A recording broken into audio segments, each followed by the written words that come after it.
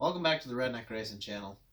In this episode, we're going to be putting a roll bar, 5-point safety harnesses, and bucket seats in my 1981 Camaro.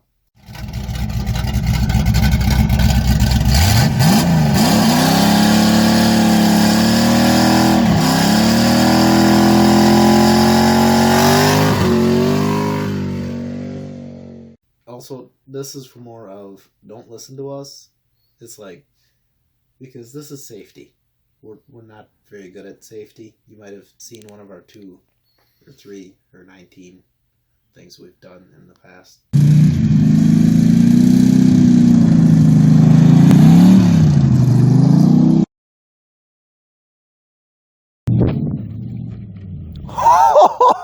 Wow! Jeez! Safety related. Yeah, so if you want to figure out how to put it in the roll cage properly, look up somebody else. Because you're going to end up dying if you get in a wreck if you do it our way. Alright guys, before we get to putting the roll cage in, we need to put in some seats. As you can see right here, we already have the driver's side seat in. So we got that side all done, and then we're going to show you guys what we're doing on this side now that we know what we're doing. Is we're using the rails that were originally off the seats from this car. Just the rails. We cut the sliders off, we cut everything else off, just the 2 metal pieces that bolt to the floor. And as you'll see here, this piece is a lot lower than that piece. So we got 2 1-inch spacers of square stock right here. We're going to be welding those on. And then we're going to take 2 pieces of angle iron, right about like that. And then that's going to get welded on just like that. And then we're taking the sliders from the actual seats, from those seats, and welding to right here and way out here, because the bolt pattern on those seats is the rails are wider. This is where the actual track sits. Yeah. It'll be like this, which we have to adjust for that. Okay, so here's how we got it mocked up, guys. It's this one has to be shorter, so we just put those down there instead of the actual block. But it's the same idea. So we're just gonna start burning these welds in real quick.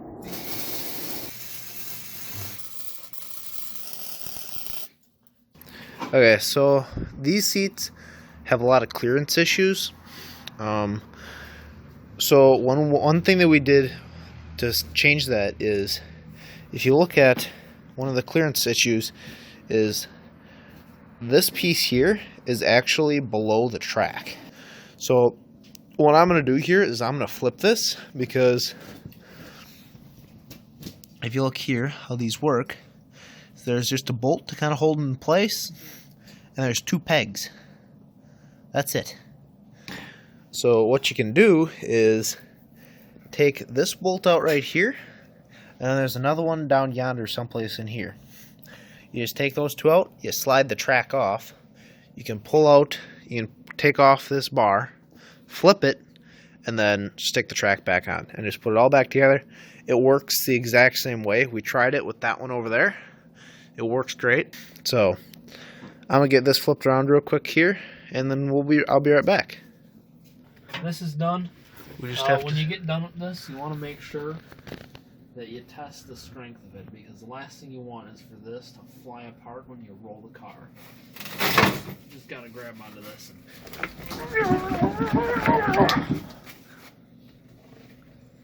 It's good.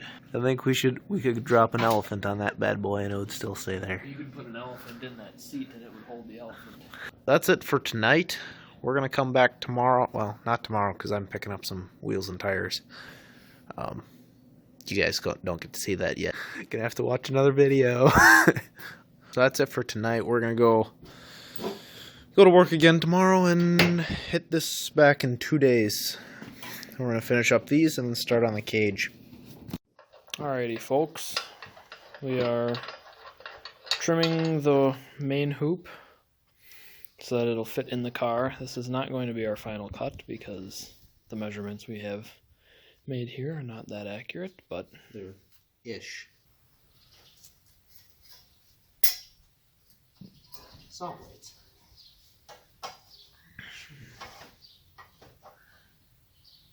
Still more. Give me one more saw blade. it does work.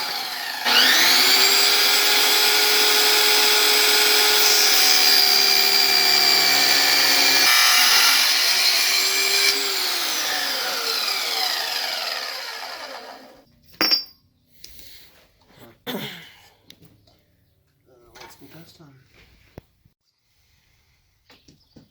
Well, it doesn't matter where this is this way. It matters where the base is. Yep. Yeah, I guess you're right. Measure to that tab on the floor. The tab that we whacked off, that's probably in the same place on each side. Right now what we're doing, guys, we're just trying to line this up so we know where to put these plates. Inch and 5/8. This needs to go back a little bit, I think. Okay. It's like...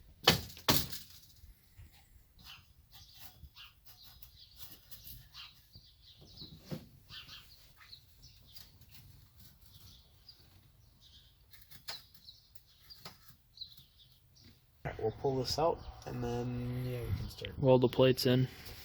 Guys, in order to get the, to mount the cage to the floor of the car, we got the 6x6 1/8 inch thick steel plates that the IHRA mandates.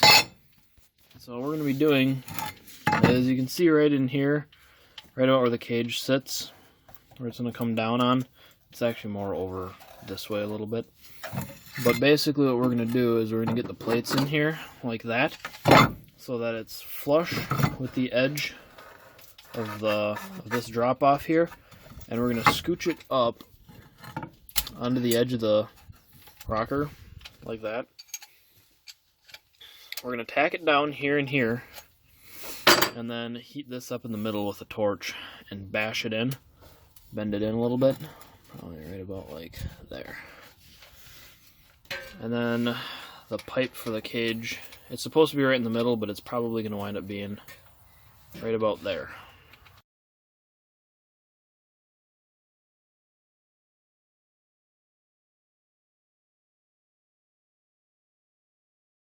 Alright guys, we got the two plates in here bent up and tacked in.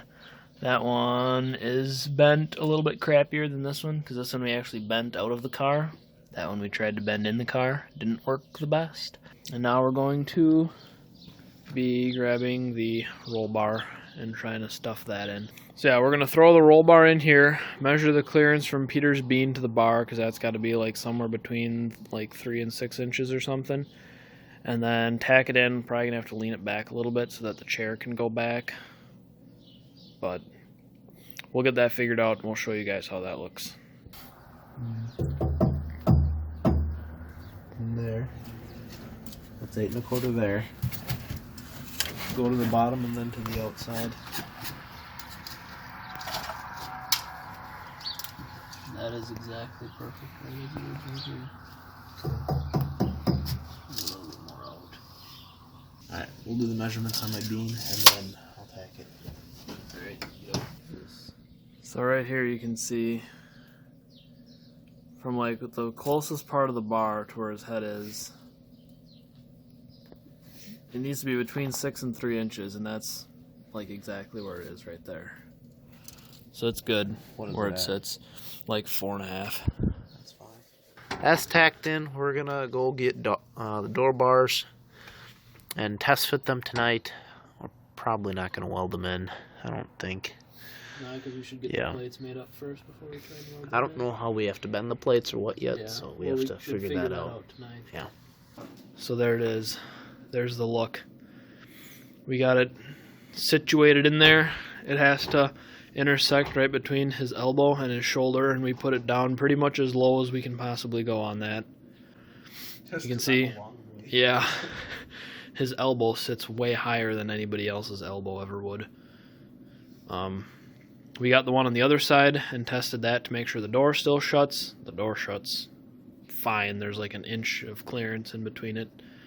And we're pretty sure we're just going to weld it in right where that first bend is on the hoop there. I don't think it looks too terrible. The harness bar will probably go, well, it'll have to go a little bit lower than that, but not much. Harness bar, I think it'll be right around here. Yeah, we're going to try and put that as low as we possibly can. So, well, anyways, this is going to be it for tonight. Nice.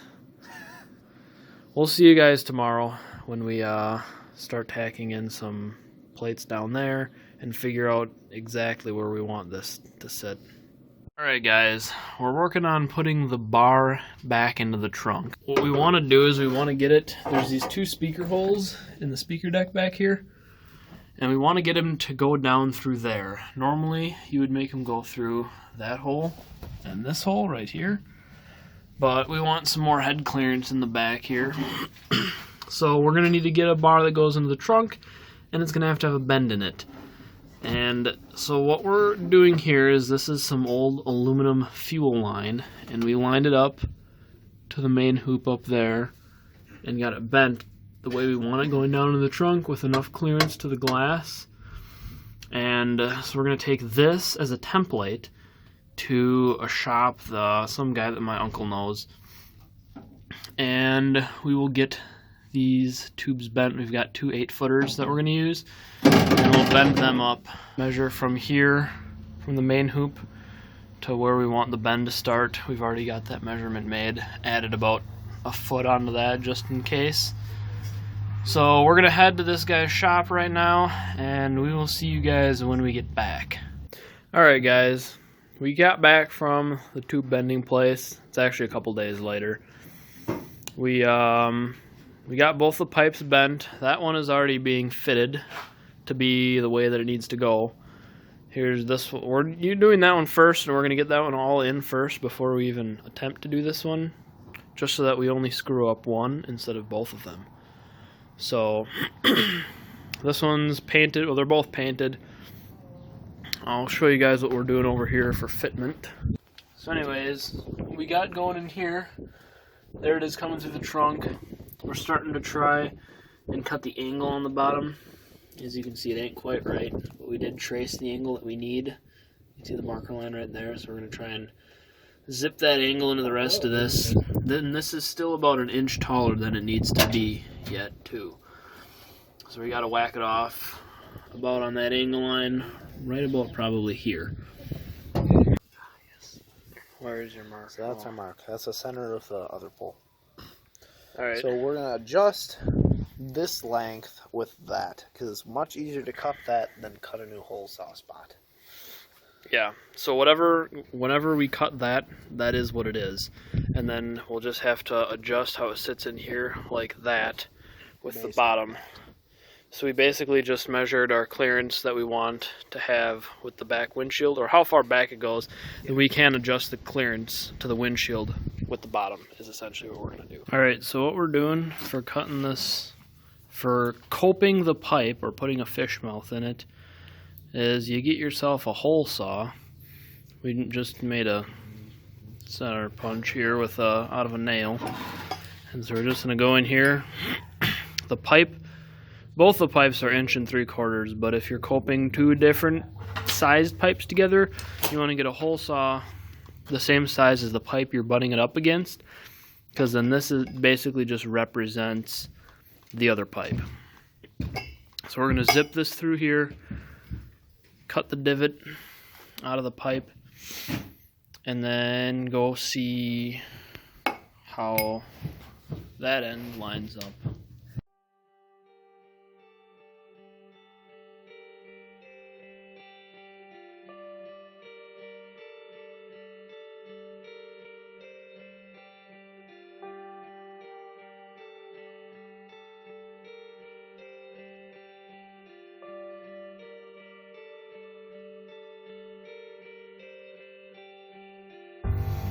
Alright guys, so we lit the drill on fire. Holy heck! Just a little bit. You can see right there. Not even hot. Right. So we need to bring that. It's going to go about here.